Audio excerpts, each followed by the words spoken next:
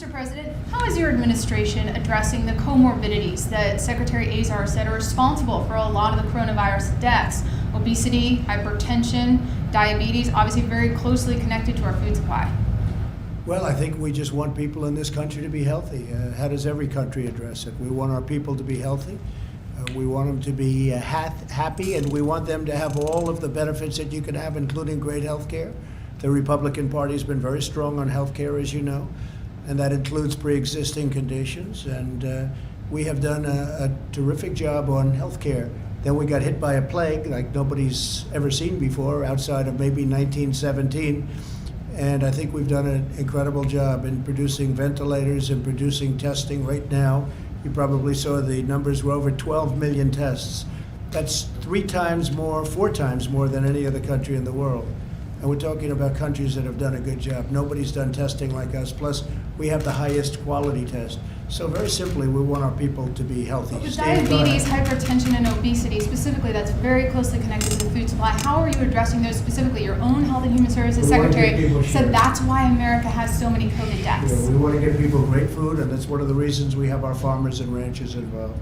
Could you talk a little bit more about this problem? You say it's a problem of importing cattle from other countries. What is the problem there? Well, it's a relatively small number. Actually, I heard Sonny speaking about it yesterday. It's a very small number, but it's still cattle coming in. We have tremendous amounts of supply, cattle, and all, but generally speaking, supply. Tremendous supply. Our farmers have done an incredible job.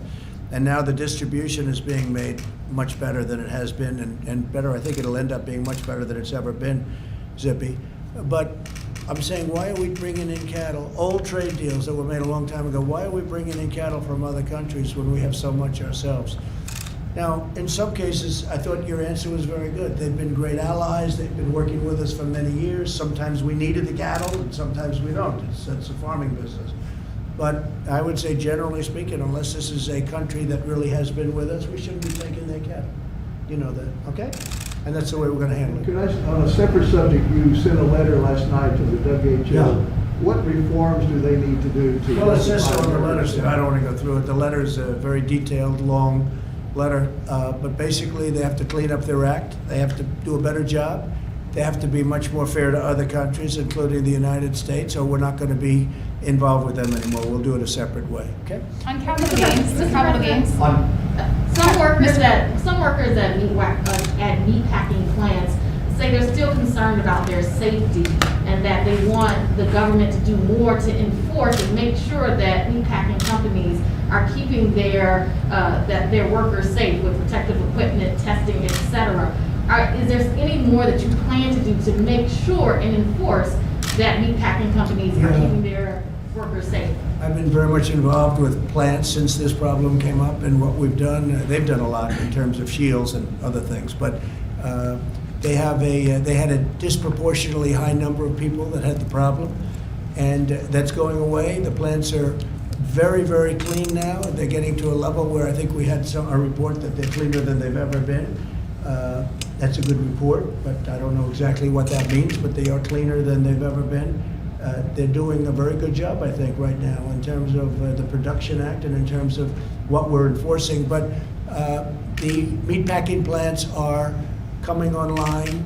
Many of them are online, and fewer problems are being seen. If we didn't act, we would have had a big problem. If somebody was in this position that didn't act, we would have had a big problem. But it's something that we were very much involved in because we saw it very early.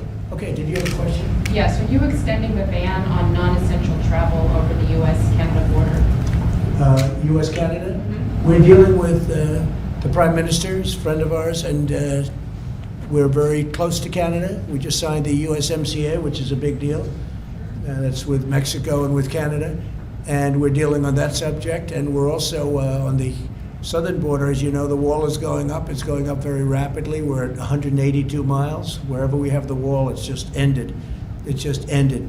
People coming into our country illegally. We're stopping drug traffic. We're stopping trafficking in people, mostly women, because they traffic mostly women, unfortunately. It's a tremendously big business. It's a horrible business. And we're stopping it. There's a worldwide problem. This isn't a problem for our southern border, but our southern border is a big point. And we're stopping trafficking.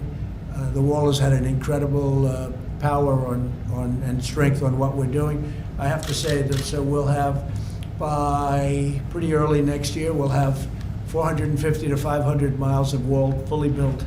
So we're doing a great job on the border. We have among the lowest numbers we've ever had of people coming in, and we're moving them out as soon as they come in. As they come in, we're moving them out. Literally, we're moving them out immediately, and that's never taken place before, meaning in modern history, it's never taken out, never taken But out. on the question of non-essential trade, are you going to extend the ban that you put in place on non-essential trade between? For now, yes, but we're talking to Canada. As things clean up in terms of the plague, we're both going to want to do the normal. We want to get back everything. We want to get back to normal. I think we're going to have a fantastic year next year. I think we will do very well in the fourth quarter, and I think the transition quarter, which is coming up, we're starting it very shortly, the third quarter. I think you'll see some very good numbers, but you're going to see some great numbers in the fourth quarter, and you're going to end up doing a great year next year. And you can see it. Look at the states that are opening up. They're busy, and their numbers, interestingly, are going down. So they're opening up. You look at Florida and Georgia in particular, their numbers are going down.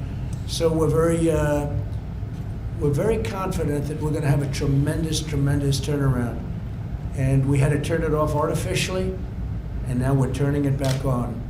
And you're going to see some tremendous numbers. Thank you very much. I'm Mr. going over to President, Capitol Hill. Are you going to be urging the Republican senators not to pass the Phase 4 bill immediately?